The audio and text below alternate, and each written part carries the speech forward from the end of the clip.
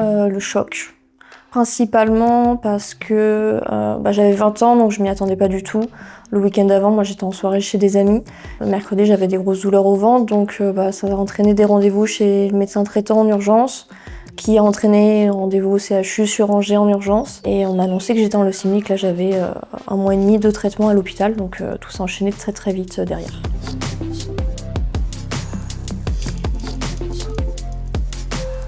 Inattendu. Au début, c'était juste une possibilité qu'il y ait une greffe, quand on en a parlé, quand on m'a annoncé la leucémie.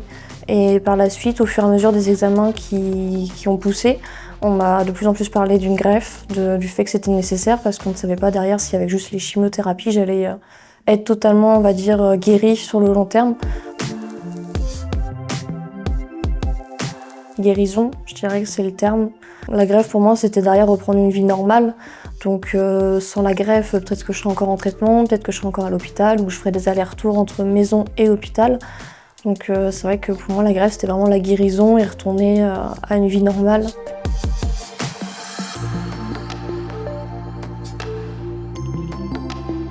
La joie, principalement.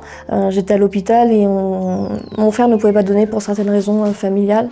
Et donc là, c'était un peu l'attente du est-ce qu'on va trouver un donneur compatible ou non.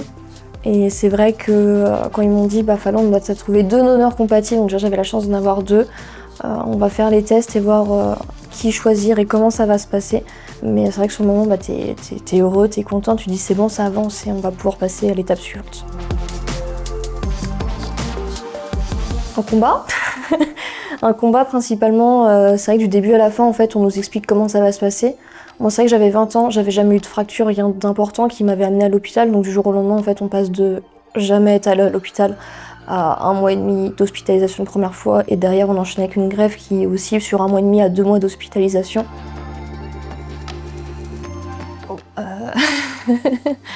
Dédramatisé, je dirais. La greffe de moelle osseuse, beaucoup pensent que c'est une opération. Faut arrêter avec ça, c'est quelque chose qui se fait assez rapidement. C'est juste qu'on est beaucoup de temps à l'hôpital parce qu'on a des traitements qui sont lourds, mais la greffe en elle-même n'est pas quelque chose de douloureuse. Mon ex-maladie, elle était sympa, mais au revoir. Hein.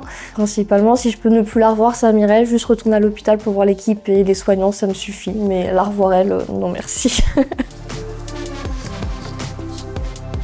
C'est un peu mon sauveur, je dirais. Sans lui, je sais pas où j'en serais aujourd'hui. Peut-être que je serais décédée, peut-être que je serais morte, peut-être que je serais encore à l'hôpital. C'est vraiment l'incertitude.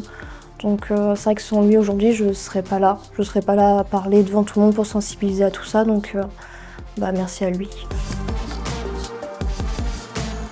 De la reconnaissance pour eux, parce qu'ils m'ont soutenue, ils ont été présents. Moi, j'aime beaucoup retourner à l'hôpital pour les remercier, pour leur dire que qu'aujourd'hui ça va.